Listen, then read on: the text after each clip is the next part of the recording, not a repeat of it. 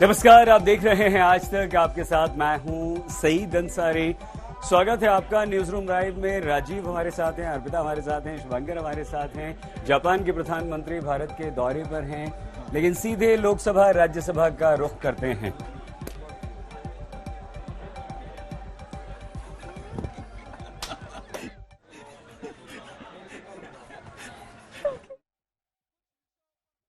प्रस्ताव के नोटिस प्राप्त हुए हैं। माननीय अध्यक्ष जी ने किसी भी सघन प्रस्ताव के नोटिस को स्वीकृति नहीं दी है। आइटम नंबर 2, श्री अर्जुन राम मेघवाल जी। माफी मांगो। चेयरमैन सर, मेरे साथी श्री राव इंद्रजीत सिंह जी के नाम के आगे जो अंकित दस्तावेज है, जो क्रम संख्या 2 पर आज की संशोधित कार्रवाई के अंदर अंकित है, आपकी अनुमति से मैं सदन के पटल पर रखता हूं। आइटम नंबर 3, श्री अर्जुन राम मेघवाल जी। चेयरमैन सर, आपकी अनुमति से लोकसभा की आज की संशोधित कार्यसूची के क्रम संख्या 3 पर। बता दें, राज्यसभा की कार्रवाई जो है कल तक के लिए स्थगित हो गई है। एक तरीके से कहें तो रिपीट टेलीकास्ट हो गया है। 11 बजे कार्रवाई 2 बजे तक के लिए स्थगित, और उसके बाद फिर कार्रवाई शुरू होते ही दोबारा से स्थगित। और बीते 8 दिनों से यही देखने को मिल रहा है। पिछले हफ्ते की बात की जाए तो केवल 75 घंटे कार्रवाई हुई थी, और इस बार बात की जाए तो आज भी वही देखने को मिला। राहुल गांधी दोनों तरफ से चर्चा केंद्र में रहे। एक तरफ अडानी का मसला, जहां पर विपक्ष उठा रहा है और सत्ता पक्ष कह रहा है कि राहुल गांधी ने सभी मर्यादाओं को लांघ दिया। विपक्ष विदेश जाकर जो कुछ कहा, और ऐसे में उन्हें माफी मांगनी चाहिए। आज हरदीप सिंह पुरी ने मोर्चा संभाला था और सुबह राहुल गांधी पर आरोपों की बौछार कर दी। लेकिन किस तरह से हंगामा हुआ वो हम आपको दिखा रहे हैं। दोनों सदनों की तस्वीरें दिखा रहे हैं, लोकसभा, राज्यसभा, और विपक्ष की मोर्चेबंदी यहां पर। लेकिन राज्यसभा कल सुबह 11 बजे तक स्थगित। पंकज चौधरी जी। महोदय, मैं आज की कार्यसूची में मेरे नाम के सामने मत संख्या 7 पर वर्णित कागजात आपकी अनुमति से सदन के पटल पर रखता हूं। आइटम नंबर 8, श्री अर्जुन राम मेघवाल जी।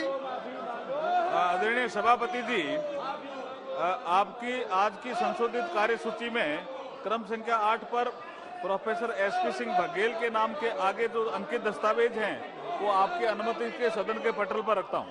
Item number 9, Shrimati Renuka Singh ji.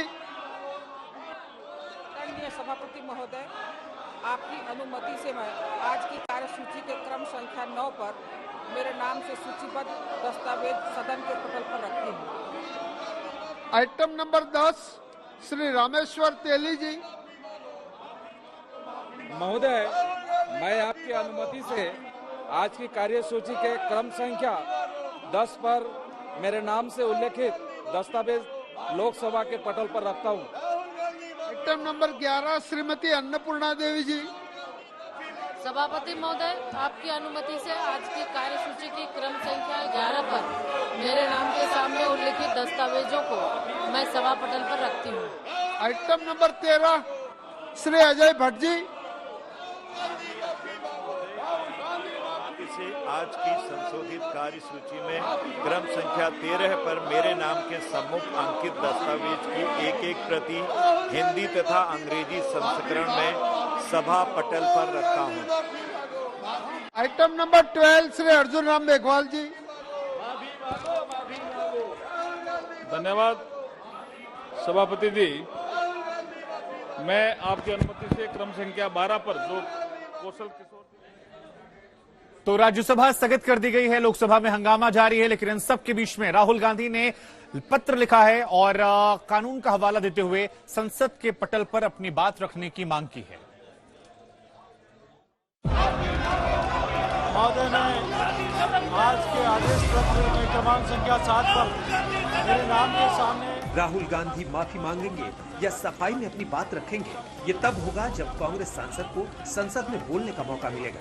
अपनी बात रखने के लिए राहुल गांधी ने लोकसभा अध्यक्ष को चिट्ठी भेजकर नियम 357 के तहत बोलने की इजाजत मांगी है। सूत्रों के मुताबिक राहुल ने पहले भी स्पीकर से इजाजत मांगी थी, लेकिन उनकी मांग नियमों के तहत नहीं थी, लिहाजा नए सिरे से राहुल ने अपनी मांग रखी है। लंदन से लौटने के बाद राहुल गांधी ने स्पीकर से अपनी मांग पर क्या कहा था, आइए आपको दिखाते हैं। और मैंने स्पीकर से कहा कि मैं पार्लियामेंट में बोलना चाहता हूं, अपनी बात रखना चाहता हूं। सरकार के शायद चार मंत्रियों ने मेरे ऊपर आरोप लगाया है, हाउस में आरोप लगाया है, तो मेरा हक है कि मुझे पार्लियामेंट हाउस में अपनी बात रखनी देनी चाहिए। संसद में लगातार दूसरे हफ्ते भी हंगामा जारी है। ऐसे में राहुल गांधी को बोलने का मौका कब मिलेगा, और अगर मौका मिलेगा तो क्या वो बोलेंगे, इस पर सबकी नजर रहेगी। लेकिन राहुल पर सरकार के मंत्रियों की तरफ से हमले का सिलसिला आज भी जारी रहा।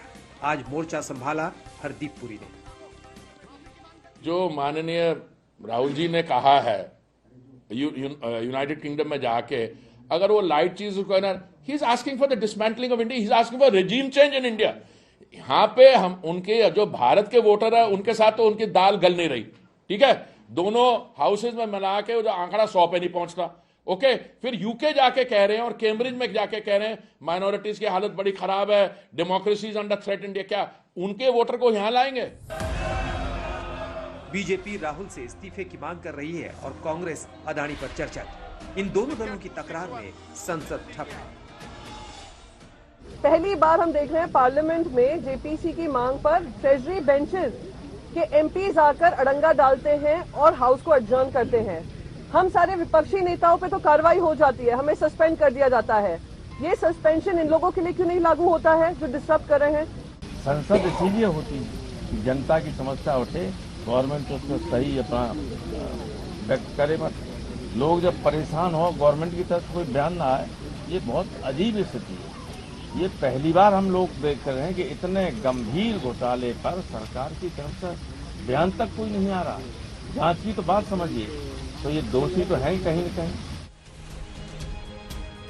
लंदन के अपने दौरे में राहुल गांधी ने देश में लोकतंत्र की स्थिति पर चिंता जताई थी और सरकार पर कई सवाल खड़े किए थे।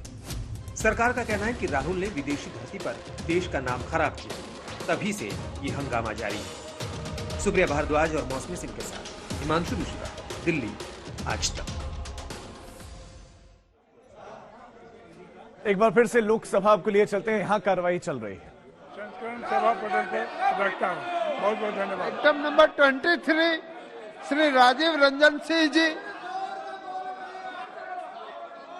महोदय, मैं आज की कार्यसूची में मेरे नाम के समक्ष यथा सूचीबद्ध आवासन और शहरी कार्य मंत्रालय संबंधी प्रधानमंत्री आवास योजना के कार्यान्वयन का मूल्यांकन विषय पर 17वां प्रतिवेदन और अनुदान की मांगों पर 18वां प्रतिवेदन के हिंदी और अंग्रेजी संस्करण सभा पटल पर प्रस्तुत करता हूं। धन्यवाद। आइटम नंबर 24 श्री परबत भाई पटेल जी। मेरे नाम के सन्मुख क्रम संख्या 24 पर यथास्थितिबद्ध जल संसाधन संबंधी स्थायी समिति का 20वां, 21वां और 22वां प्रतिवेदन प्रस्तुत करता हूँ। धन्यवाद। Item number 25 Shri Vishnu Dayal Ram ji. हंगामे के बीच में राज्यसभा की कार्यवाही तो स्थगित हो गई है, लेकिन लोकसभा की कार्यवाही चल रही है। लेकिन राहुल गांधी ने बयान लंदन में दिया और अभी तक वो बयान उनका पीछा नहीं छोड़ रहे हैं, क्योंकि देश में हंगामा चल रहा है। लेकिन इस बीच में विपक्ष में भी सुरफुटावल शुरू हो गए हैं, एकता नजर नहीं आ रही है, कलह शुरू हो गई, क्योंकि ममता बनर्जी राहुल गांधी को कह रहे हैं अखिलेश यादव राहुल गांधी और कांग्रेस से सवाल पूछ रहे हैं।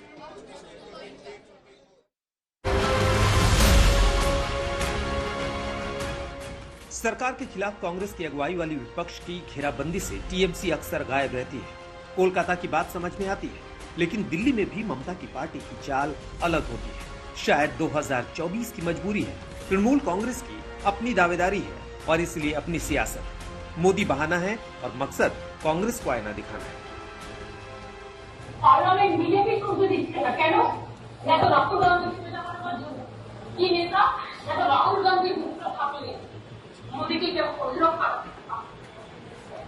কারণ ও রাহুল গান্ধী হচ্ছে মোদী সবচেয়ে বড় পার্টি বললাম না বুঝে সবচেয়ে বড় টিআরপি সরকার বলে। ममता बनर्जी जो कह रही है ना, ये मोदी की आदेश और निर्देश पे ही कह रही है, क्योंकि ममता बनर्जी बंगाल में भी साबित कर दिए हैं, बल्कि सारे हिंदुस्तान में ये साबित कर दिए हैं कि ममता और मोदी, मतलब दीदी और मोदी में एक करार हुई है। ये करार की मकसद ये है कि कांग्रेस पार्टी और खासकर राहुल गांधी जी को किसी हालत में इनको तबाह करने का और इनकी छवि को धूमिल करने का हर संभव प्रयास किया जाना चाहिए। अब सियासत समझिए। अखिलेश यादव कोलकाता जाकर ममता से मिलते हैं और फिर कांग्रेस को नसीहत देते हैं। मकसद ये एहसास दिलाने का है कि देश की सबसे पुरानी पार्टी कमजोर हो चुकी है, लेकिन कांग्रेस अपनी कमजोरी मानने के लिए तैयार नहीं है। कहती है बिना कांग्रेस गठबंधन सार्थक नहीं हो सकता। आदरणीय अगर ममता जी ने ये कहा है तो मैं समझता हूँ ठीक ही कहा है, उन्होंने कुछ सोच समझ के ही कहा होगा। बीजेपी की हमेशा कोशिश ये रहती है कि उसके सामने कोई स्ट्रांग अपोजिशन न दिखाई दे, और अगर आप पूरा रिकॉर्ड उठा करके देखेंगे, अगर कांग्रेस कमजोर न होती तो आज देश में बीजेपी न होती। जहां तक सवाल है गठबंधन का, मैं बहुत ही विनम्रता से कहना चाहता हूं, मुख्य विपक्षी दल कांग्रेस के बगैर किसी भी सार्थक गठबंधन की कल्पना भी नहीं की जा सकती। विपक्ष एक दिखता है, लेकिन बार बार सवाल ये उठते हैं कि विपक्ष एक है या नहीं। ये सवाल तब और भी परेशान करता है जब विपक्ष में मोर्चाबंदी दिखती है। आज तक अब बात उमेश पाल हत्याकांड की।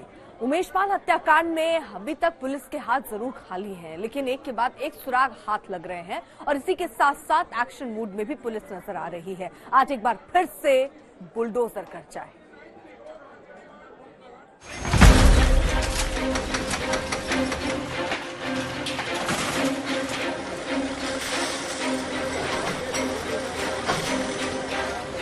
प्रयागराज में एक बार फिर बाबा का बुलडोजर गरजा।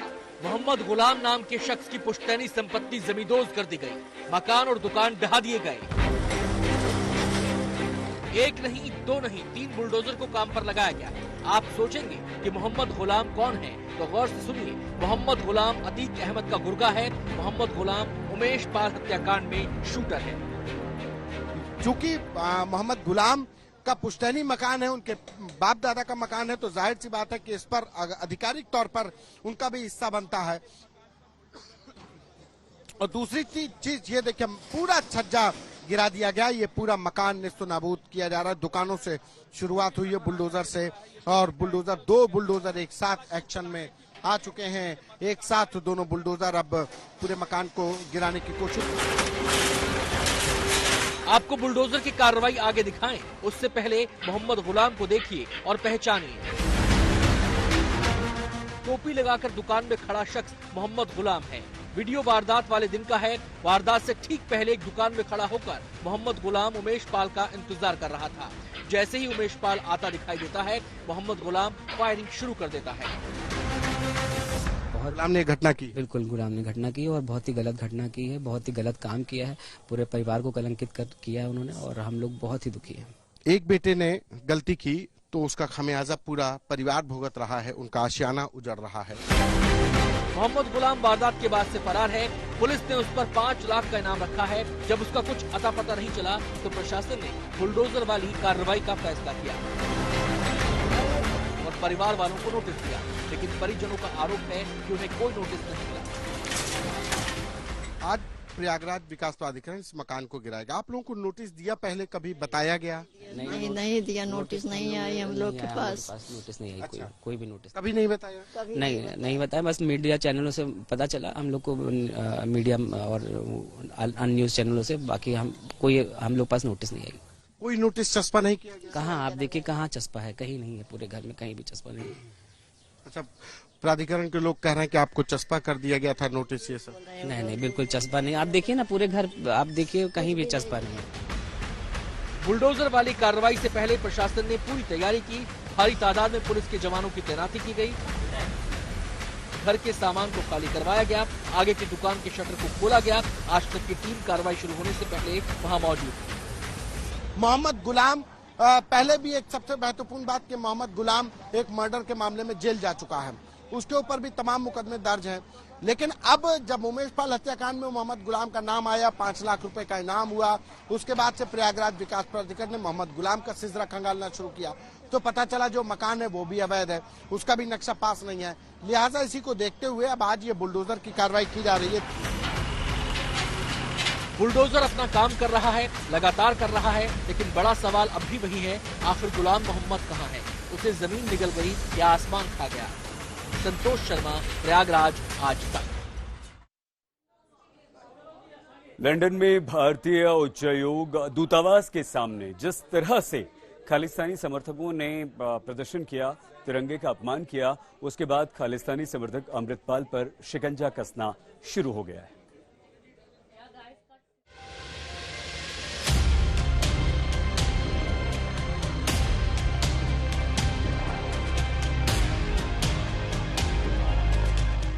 ये लंदन की तस्वीरें हैं जहां मुट्ठी भर खालिस्तान समर्थकों ने तिरंगे के अपमान की जुर्रत की।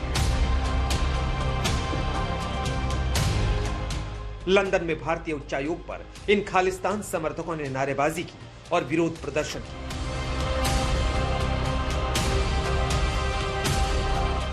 खालिस्तान समर्थकों की यह हिमाकत उस वक्त बर्दाश्त से बाहर हो गई जब इनके हाथ तिरंगे तक पहुंचे। दरअसल पंजाब में जब अमृतपाल की घेराबंदी का ऑपरेशन चल रहा था, उसे गिरफ्तार करने के लिए पुलिस दबिश दे रही थी, तो इन खालिस्तानी समर्थकों ने विरोध प्रदर्शन से दुनिया का ध्यान अपनी तरफ खींचने की कोशिश की। अमृतपाल पर एक्शन से ये बिलबिला गए थे। लंदन में तिरंगे के अपमान पर भारत ने बेहद कड़ा रुख दिखाया है। दिल्ली में तैनात ब्रिटिश राजनयिक को तलब कर लिया गया। सुरक्षा में इस चूक पर भारत में कड़ी प्रतिक्रिया देखने को मिली। ये तो एक बहुत क्या कहूँ डिसअपॉइंटिंग बात है, क्योंकि ये तो एक फ्रेंडली देश है, हमारे साथ अच्छा बंधन, अच्छा संपर्क है उनके साथ। ये क्यों हुआ? How did they allow this to happen? ये तो बिल्कुल हमारे लिए तो बहुत दुखित बात है। हाँ, एक और चीज मैं चाहूंगा कि हमारी सरकार सिर्फ यूके में नहीं, लेकिन ऑस्ट्रेलिया में, कनाडा में, यूएस में, जहां भी ये खालिस्तानी एलिमेंट्स है, बहुत लोग नहीं है लेकिन जहां भी है, कि वो वहाँ हमारे उनके सरकारों से बात करके हम मांगना चाहिए कि उनकी पुलिस डिप्लॉयमेंट हो जाए हमारे हाई कमीशंस के बाहर, हमारे एम्बेसीज के बाहर। आप क्या कर रहे हैं? आप पंजाब में आप लगाने की कोशिश कर रहे हैं और उसी पे आप अपनी राजनीति बेस कर रहे हैं। सो ये चीजें जब आप करेंगे तो पंजाब के लोगों को, पंजाब के यूथ को आप आइसोलेट कर रहे हैं। यही इंदिरा गांधी ने किया। और अब जब पंजाब का नौजवान पूरे दुनिया में फैला हुआ है तो उसका रिएक्शन बाहर भी देखेगा। शशि थरूर का कहना है कि विदेशों में भारतीय उच्चायोग की सुरक्षा की जिम्मेदारी भारत सरकार को खुद ले लेना चाहिए। उधर ब्रिटेन ने भी इस घटना को गंभीरता से लिया है। लंदन के मेयर ने इसकी तीखी आलोचना की है। विदेश मंत्रालय भी एक्शन में है, लेकिन सवाल है कि सुरक्षा इंतजाम इतने कमजोर क्यों थे कि खालिस्तानी समर्थक तिरंगे के अपमान तक पहुंच गए। दिल्ली में गीता मोहन के साथ आज तक। पंजाब को तोड़ने वाली कोशिश करने वाला अमृतपाल अभी तक पुलिस के हत्थे चढ़ नहीं पाया है। लगातार उसको पकड़ने की कोशिश पुलिस की तरफ से हो रही है, लेकिन उनके परिवार वाले ये कह रहे हैं कि अमृतपाल को पकड़ लिया गया है और एनकाउंटर करने की तैयारी है।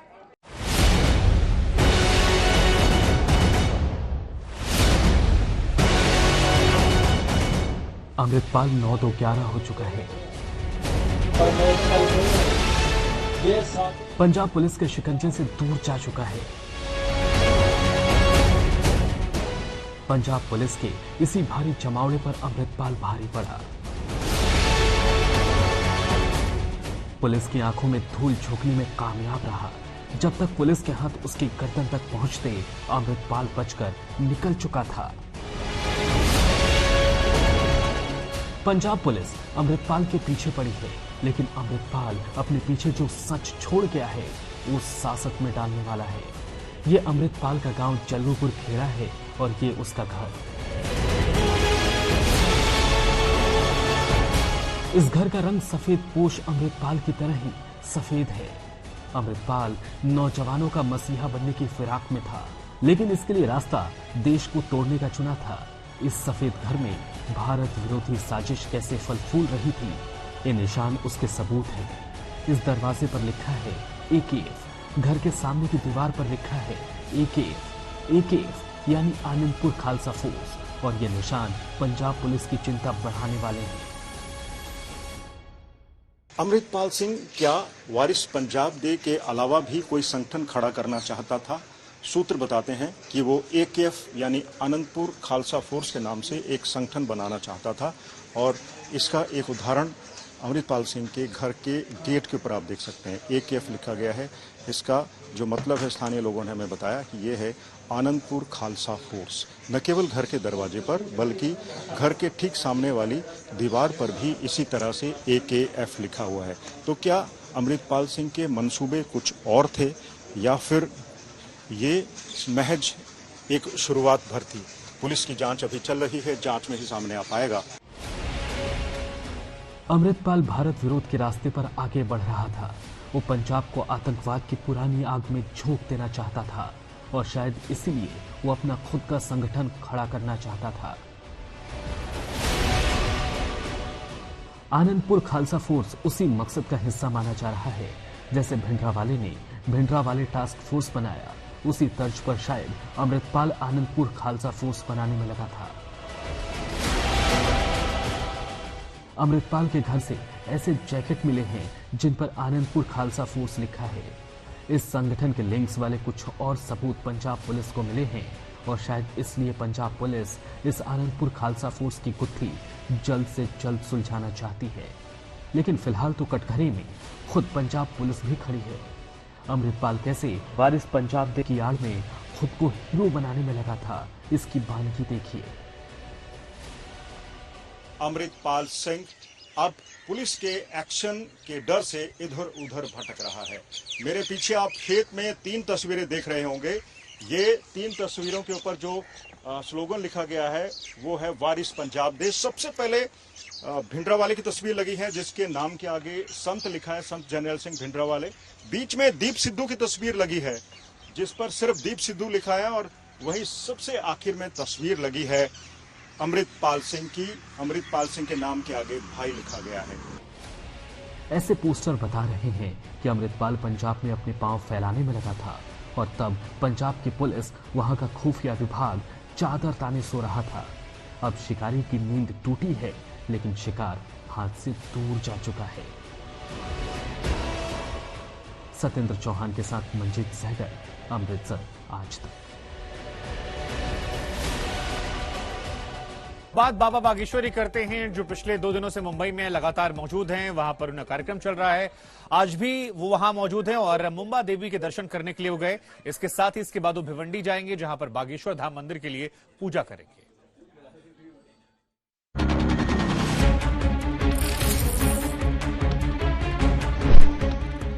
बोले बागेश्वर धाम सरकार की, बागेश्वर बालाजी सरकार की।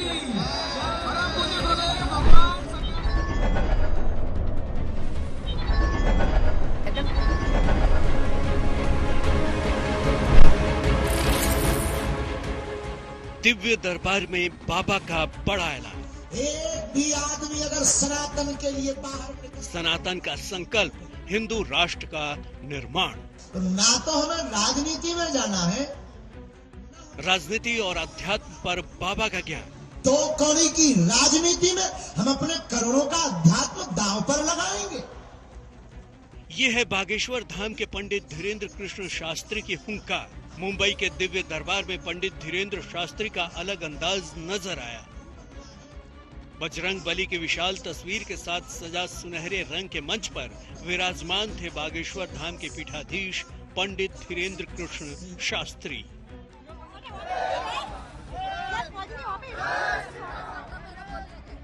सामने पंडाल में जय जयकार कर रही हजारों की भीड़, जो हर बार बाबा के साथ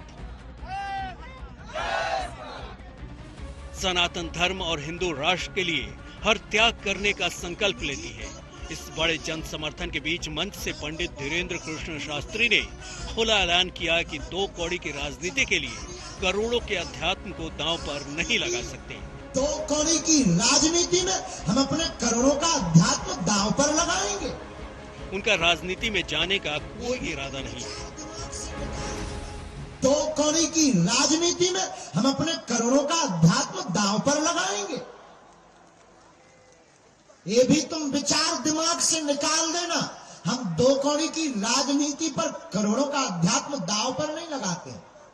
तो ना तो हमें राजनीति में जाना है, न हमको कोई बहुत बड़ा गुरु बनना है, न हमको कोई चमत्कारी महात्मा बनना है।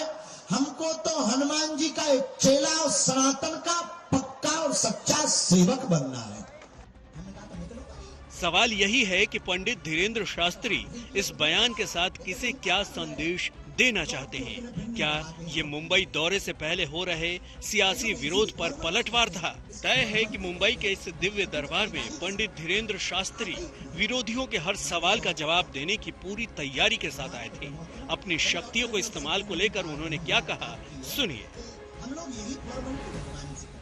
गरीबी मिटा दो, उनको भी कीड़ा खतरनाक काटा रखा था। उन्होंने कहा इस देश में आतंकी हमले होते हैं, उन्हें बता दो। आप गृह मंत्रालय में नौकरी करने लगो। हमने कहा हम किसी के गुलाम नहीं हैं, लेकिन भारत राष्ट्र के लिए समर्पित हैं। पंडित धीरेन्द्र कृष्ण शास्त्री ने अपने दरबार को लेकर चल रही सियासत पर भी जमकर निशाना साधा। आने के पहले बड़े बड़े तूफान लगे थे रोकने को। एक ने तो कहा कि दरबार नहीं होगा। हमने कहा हम हनुमान जी के चेला हैं, नहीं होगा ये तो हमने सीखा ही नहीं है। होगा, भारत के सनातनी लोग करवा करके मानेंगे। बागेश्वर धाम के बाबा ने माया नगरी की चमक धमक को लेकर भी लोगों को संदेश दिया। और मुंबई में तो धर्म विरोधी कुछ लोग जो टीवी पर आते हैं, असली हीरो वो नहीं जो तुम्हारी टीवियों पर आते हैं। असली हीरो तो वो है जो तुम्हारे घर पर माँ बाप बैठे हैं, मेरे पागलों। पंडित धीरेन्द्र शास्त्री ने हर बार की तरह इस मंच से भी सनातन धर्म में आस्था और हिंदू राष्ट्र के संकल्प को दोहराया। दीपेश त्रिपाठी, मुंबई, आज तक। तो बागेश्वर धाम के धीरेन्द्र कृष्ण शास्त्री का ये दिव्य दरबार लगा महाराष्ट्र में, मुंबई में, जबकि कांग्रेस ने पहले ही एक चिट्ठी लिखी थी मुख्यमंत्री शिंदे को कि इस तरह का दरबार नहीं लगना चाहिए, क्योंकि धीरेन्द्र कृष्ण शास्त्री पर कई तरह के उन्होंने आरोप लगाया। एक तरीके से वो धर्मांधता फैला रहे हैं, और उसके बावजूद भी ये दरबार लगा और बड़ी संख्या में लोग पहुंचे भी। बोले बागेश्वर धाम सरकार की, बागेश्वर बालाजी सरकार की।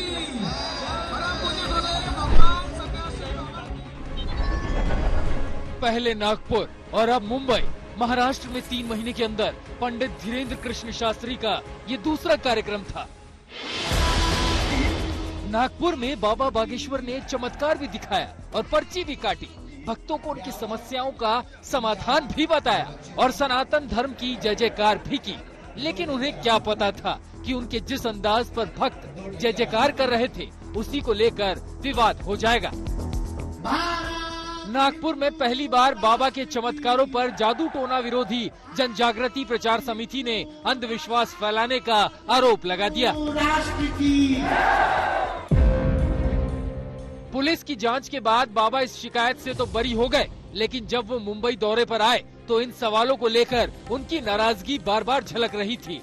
मुंबई में बाबा का दिव्य दरबार 2 दिन का था और दोनों ही दिन उन्होंने सवाल पूछने वालों को अपने ही अंदाज में चुनौती दी। 2 बातें हम बड़ी गंभीरता पूर्वक कहें। सनातन के साथ धर्म है जहां पर पाखंड को थोड़ा सा भी स्थान नहीं है। और मेरे पागलों, तुम बस, हम तुमसे अंत में यही प्रार्थना करेंगे, तुम चिंता मत करो। हम ऐसा कोई भी कार्य नहीं करेंगे जिससे सनातन को नीचा देखना पड़े, लेकिन हम भारत को हिंदू राष्ट्र बनवा करके छोड़ेंगे। अपने अपने घर का एक एक बच्चा राम के लिए जरूर निकालो घर से बाहर। तीसरी बात जो हम तुमसे कहना चाहते हैं, तीसरी बात यह है, जिनको बागेश्वर धाम में पाखंड नजर आता है, जिनको अंधविश्वास नजर आता है कि हम अंधविश्वास में धकेल रहे हैं या हम पाखंड कर रहे हैं, उन मूर्खों को हमारे सामने आना चाहिए। एक एक दाग बता करके हम भेजेंगे उनको। हजारों की भीड़ में हुंकार करते हुए पंडित धीरेन्द्र शास्त्री सवाल उठाने वालों पर इस तरह जवाब देते नजर आए। हम किसी के समस्याओं का प्रदर्शन करने नहीं बैठे ना, हमें तुम्हारी बेइज्जती करनी है, लेकिन करवाओगे तो हम कसम खा के नहीं बैठे, नंगा करके भेजेंगे। ये भी सुन लो। हाँ हम देखो अपने राम ना, तो हम कोई हम पढ़े लिखे, हम तो जो प्रेरणा लगती है हमारे लो, देखो भाई तुम्हें दिखाएंगे। दरअसल इस बार मुंबई दौरे से पहले कांग्रेस ने संत तुकाराम के अपमान को लेकर बाबा बागेश्वर के दौरे का विरोध किया था। महाराष्ट्र कांग्रेस के अध्यक्ष नाना पटोले ने महाराष्ट्र के मुख्यमंत्री एकनाथ शिंदे को चिट्ठी लिखकर बागेश्वर दरबार पर रोक लगाने की मांग की थी। सियासी बवाल के बीच दिव्य दरबार के आयोजकों को किसी तरह की गड़बड़ी को लेकर नोटिस भी भेजा गया। दरबार में भक्तों की भीड़ के बीच पंडित धीरेन्द्र शास्त्री ने लोगों से सनातन धर्मी बनने की भी अपील की। 6 दिन तो पीते हैं पौवा, और फिर मंगलवार को कहते जय हनुमान ज्ञान गुण सागर भूत पिशाच निकट नहीं ठटरी के बरे न कटा है। तोरे घर के बब्बा कक्का है, हनुमान जी तोरे घर के अंकल थोड़ी है कि तुम 6 दिन रात को, हमने एक और नाम पढ़ा बिस्की है, रातों को पीते हैं, और तुम 6 दिन पी रहे भिस्की, और फिर कर रहे हो कि गुरुजी हनुमान जी कृपा नहीं कर रहे। हनुमान जी ने तो ठेका ले रखो। इस दौरान अर्जियां भी लगाई गई और लोगों की समस्याओं को भी सुना गया। सभी विवादों को दरकिनार कर दिव्य दरबार मुंबई में आयोजित हुआ और पंडित धीरेन्द्र कृष्ण शास्त्री ने ऐलान किया कि विरोधियों को उनका जवाब मिल चुका है। दीपेश त्रिपाठी, मुंबई आज तक। धीरेन्द्र कृष्ण शास्त्री अब क्योंकि अपना दरबार लगा रहे हैं, तो कई बार जब भी वो दरबार लगा है एक नया विवाद पैदा हुआ है, और इस बार अगर कोई विवाद पैदा हुआ है तो वो है महिलाओं का। महिलाएं कह रही हैं कि उनके सामान जो है वो चोरी हो गए हैं।